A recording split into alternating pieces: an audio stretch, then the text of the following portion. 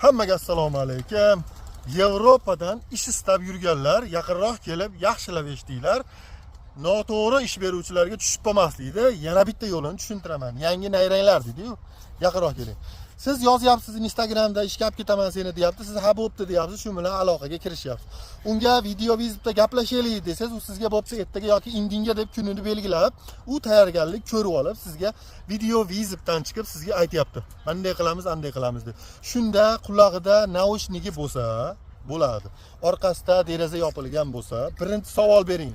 Naushnikini yechning, naushnikini bir ko'raylik.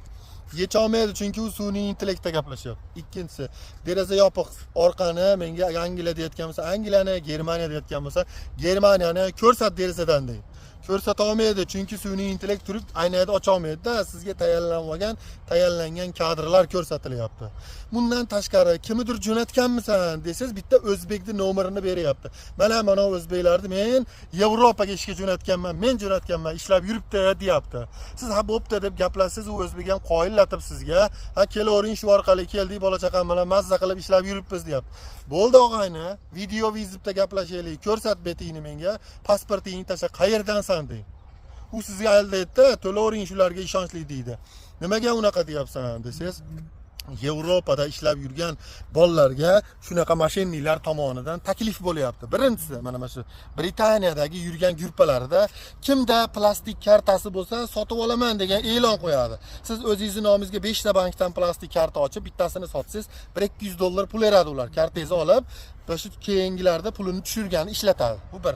Ikkinchisi, kimda kim Instagramda Yevropada yurgan rasmlarini qo'ysa, ularga yozib, senga ishi bor, nima ishi bor?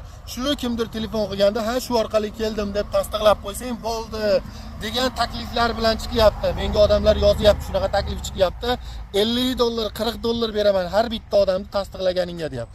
Shunaqada bolalar bo'pti deb qo'yapti. O'zbeklar telefon qilib, sizni shu jo'natganmi desa, ha meni shu jo'natgan deb tasdiqlayapti. Natijada siz shuni gapiga ishonib pul to'lov qilib yuboryapsiz-da, pulga tushib qolyapsiz. Ishonmang, video vizitda ko'raylik deng, naushnikingni yechding, ko'chani ko'rsat menga deng, shartnomalaringni tashab eding, hamma yo'q olgandan keyin menga tashing, o'zingiz aniqlay olmasangiz, men sizga ko'rib aytib beraman do'stim. Pul to'lamang, kecha to'lab qo'ydi, bugun to'la, har kuni to'lov qilyapti odamlar. Ishonmanglar, u aldayapti sizlarni. Salomat bo'lasizlar.